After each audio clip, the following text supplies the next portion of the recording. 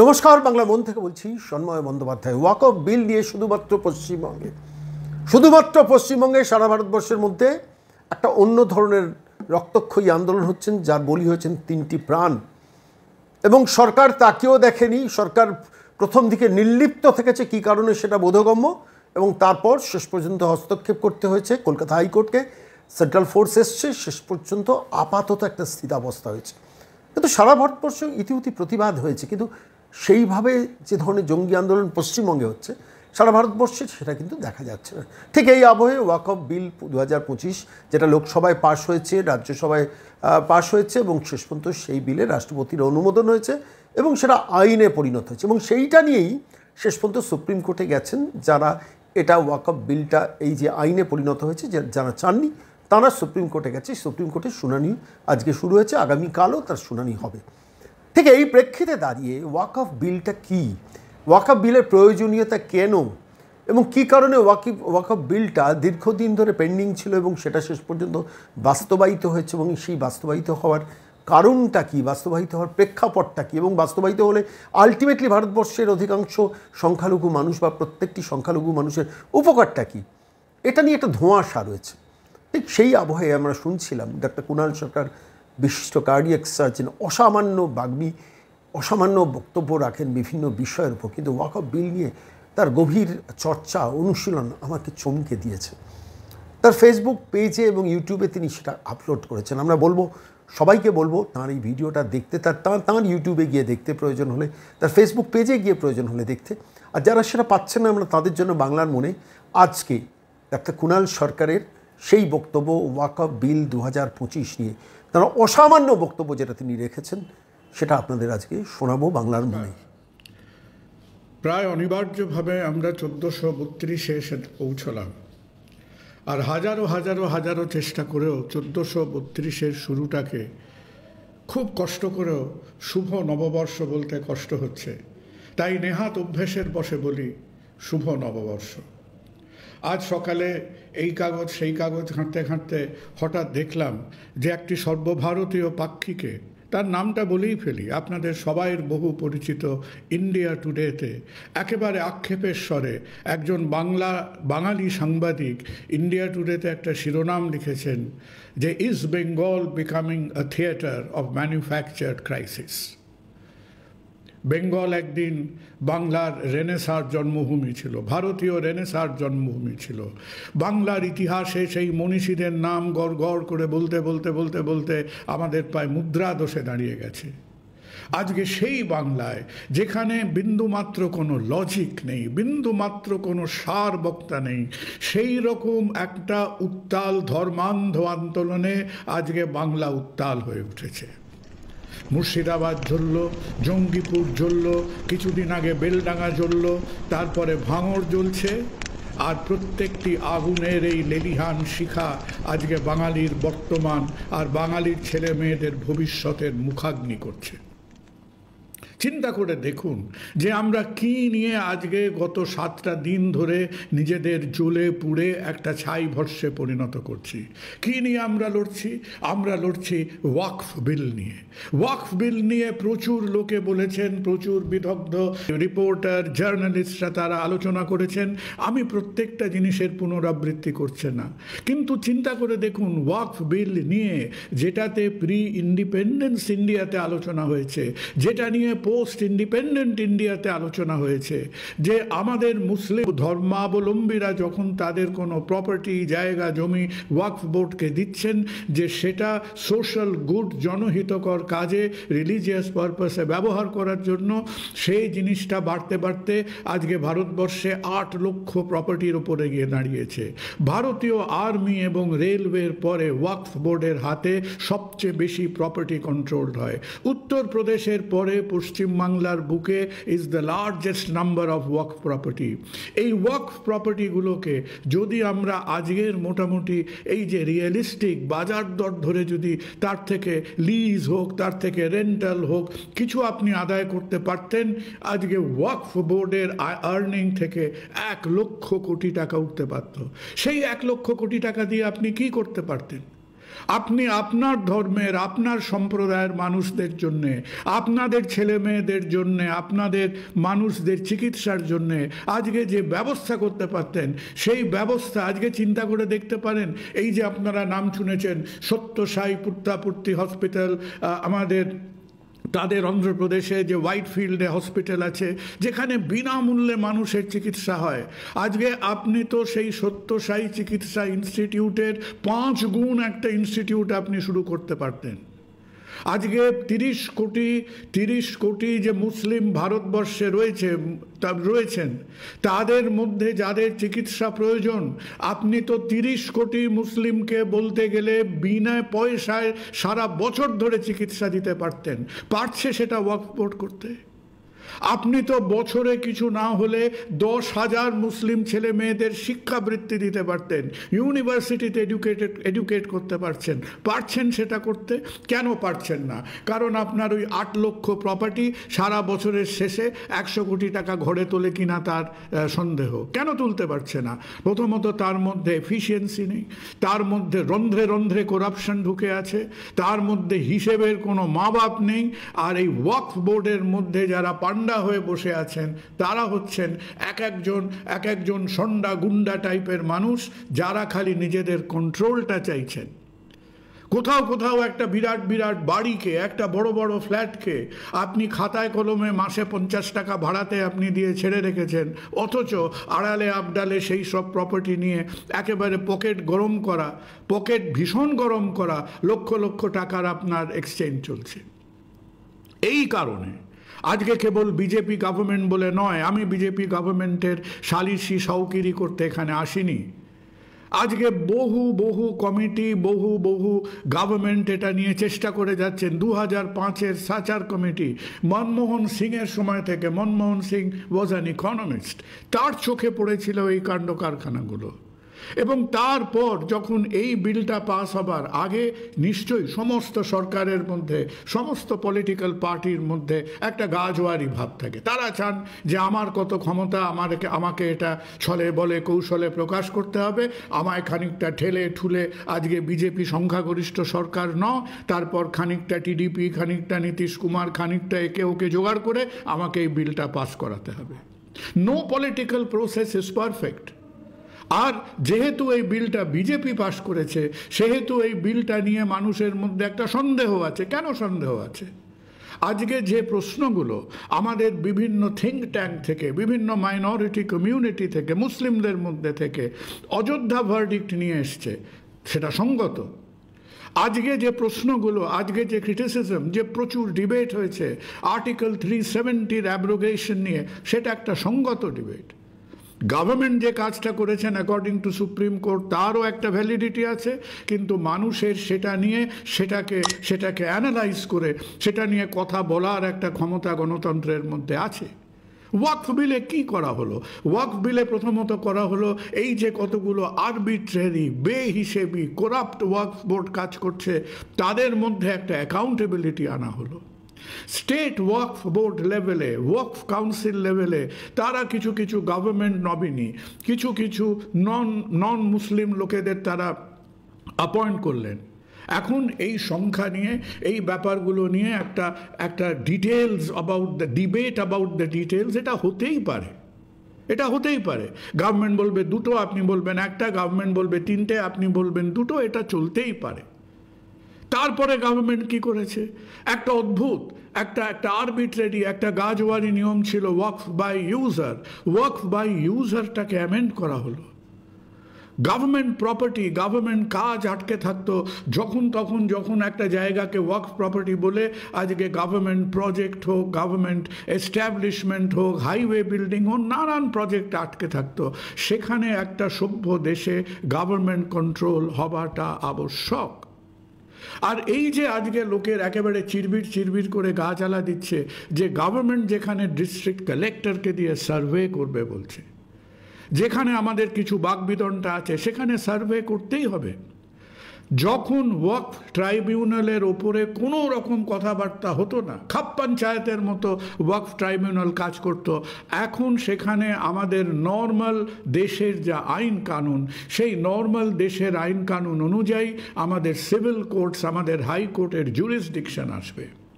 এটা কি সভ্য সমাজে কাম্য নয়? তাহলে কি নিয়ে এখন ডিটেল নিয়ে যে কজন থাকবেন, তাদের কোয়ালিফিকেশন কি, সংখ্যা কি?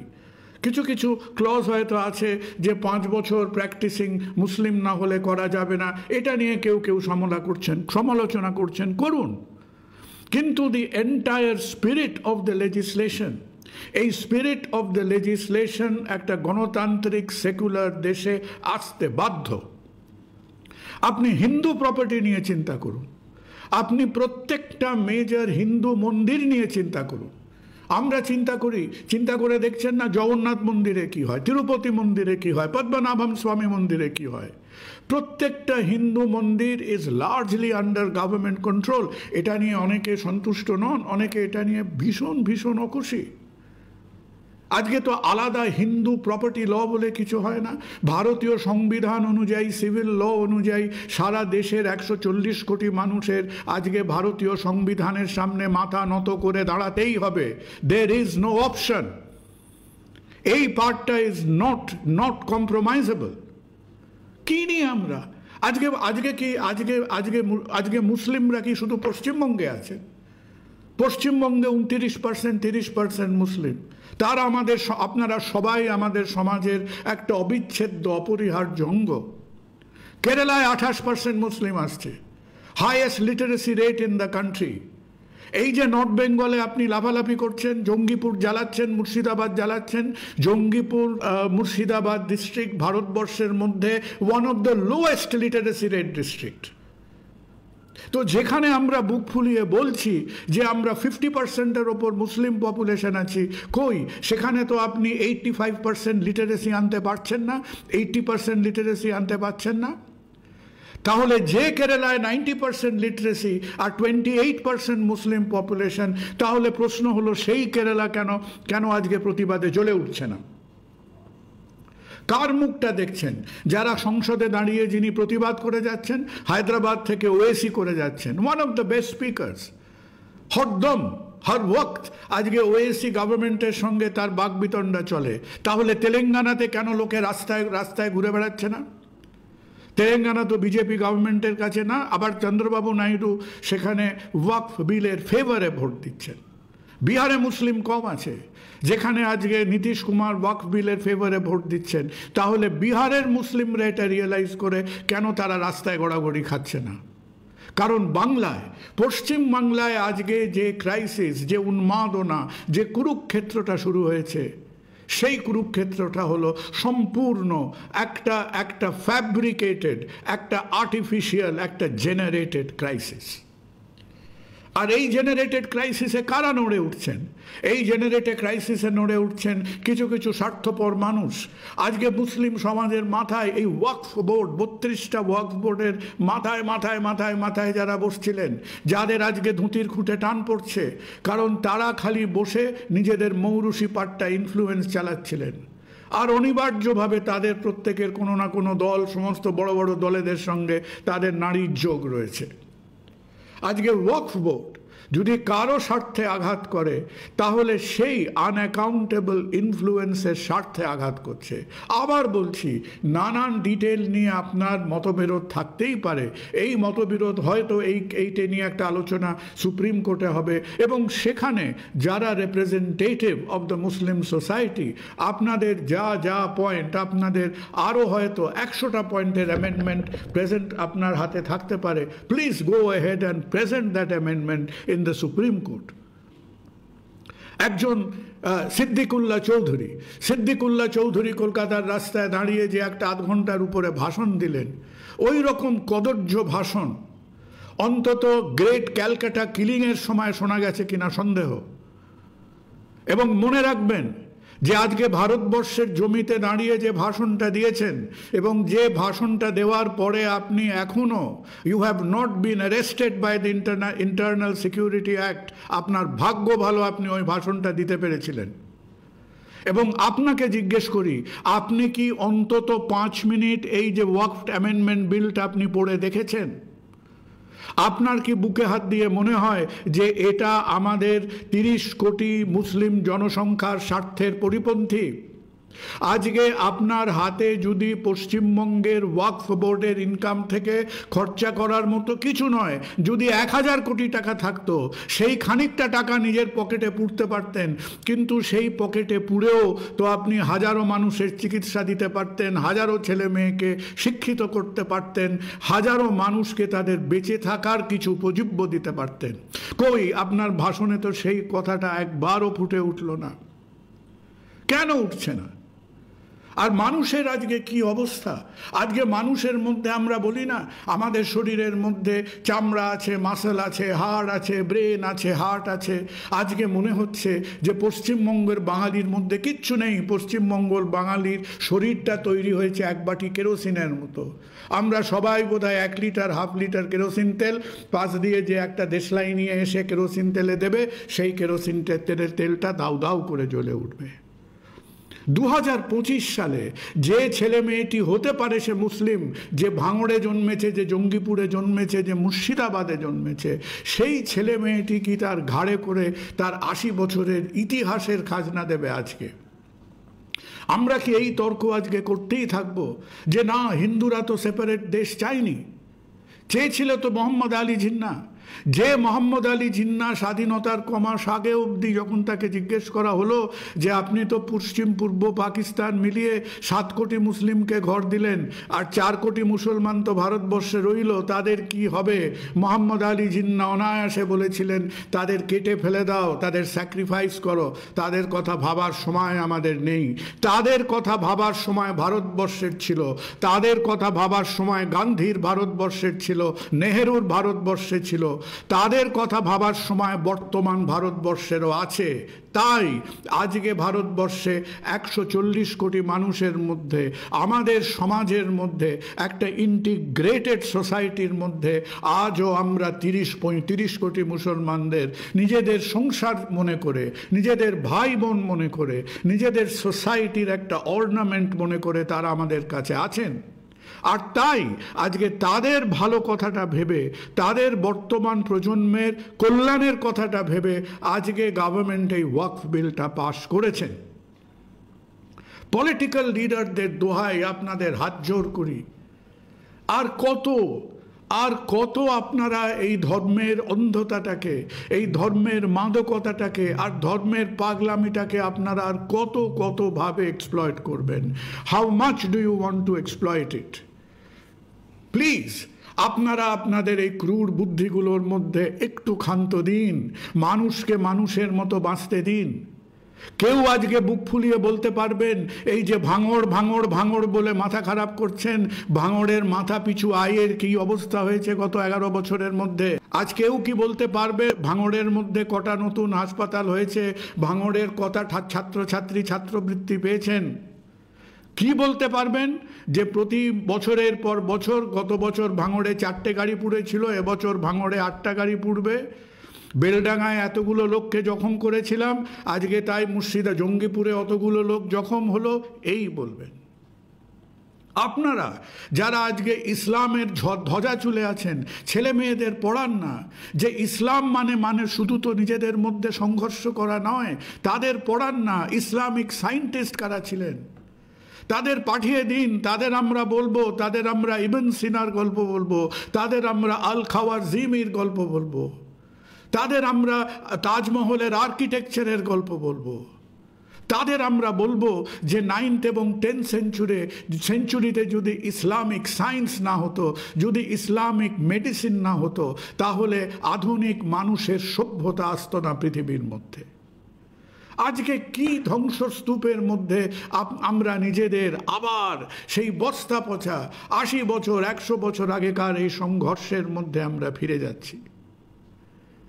হয়তো একটা বছর শুরু হলো, কিন্তু বছর শুরু হয়ে কোনো লাভ হবে না যদি না প্রথমত আমাদের পলিটিক্যাল লেভেলে মানুষের মধ্যে এই দুর্বলতাগুলো, এই সেন্সিটিভিটিগুলো, এই ধর্মন্ধাতাগুলোকে এক্সপ্লয়েট করার যে একটা নেগেটিভিজম, যতক্ষণ না এই নেগেটিভিজম আমার মধ্যে যাবে। আমরা সারা পৃথিবীতে ঘুরে বেড়াচ্ছি, বলছি আমরা পশ্চিমবঙ্গের উন্নতি চাই, আমরা ইনভেস্টমেন্ট চাই, আমরা ইন্ডাস্ট্রিয়ালাইজেশন চাই, আমরা সবাই চাই। কিন্তু যে পশ্চিমবঙ্গ আজকে একটা ইললজিক্যাল, একটা আর্টিফিশিয়াল ক্রাইসিসের মধ্যে নিজেকে এইভাবে দাউ দাউ করে জ্বলতে দেয়, আজকে সেই পশ্চিমবঙ্গের মধ্যে 21st সেঞ্চুরির, আজকে 21 শতকের আপনি কি মডার্ন ইন্ডাস্ট্রি আনবেন? 21st সেঞ্চুরির আজকে যে দি সিক্সথ ইন্ডাস্ট্রিয়াল রেভলিউশন, যে সিক্সথ ইন্ডাস্ট্রিয়াল রেভলিউশন আর্টিফিশিয়াল ইন্টেলিজেন্সকে নিয়ে যাচ্ছে, আজকে আমরা সফটওয়্যার ইন্ডাস্ট্রিতে আত্মপ্রকাশ করতে চাইছি। কার মধ্যে দিয়ে আত্মপ্রকাশ করতে চাইছি? আজকে যে লোকগুলোকে নিজের রাজ্যে আমরা ঘর ছাড়া করছি, তাদের চোখের জলটা কি আমাদের ভবিষ্যতের এই স্বপ্নগুলোর রাস্তাগুলোকে মসৃণ করবে? 1432-এ অন্তত এই কটা কথার, এই কটা প্রশ্নের উত্তর দেবার আমরা একটু চেষ্টা করি, হাত জোড় করি। সাধারণ মানুষকে আপনারা পোকামাকড়ের মতো ব্যবহার করে নিজেদের এই ইলেকশন টু ইলেকশন এজেন্ডাটা পূর্ণ করবেন না। আপনাদের বেঁচে থাকতে হয়, যে নেতা নেত্রীদের বেঁচে থাকতে হয় একটা ইলেকশন থেকে আর একটা ইলেকশনে, সাধারণ মানুষকে বেঁচে থাকতে হয় একদিনের খিদে মিটিয়ে পরের দিনে খিদে মেটাবার আশায়। এবং এই যে মানুষের একটা দৈনন্দিন যে খিদে মেটানোর, শিক্ষার, চিকিৎসার, শরীরের স্বাস্থ্যের যে প্রয়োজন, 1432-এও মানুষের সেই প্রয়োজনের কোনো ডিফারেন্স হবে না। দোহাই আপনাদের, হাত জোড় করি, মানুষকে মানুষের মতো বাঁচতে দিন। নমস্কার।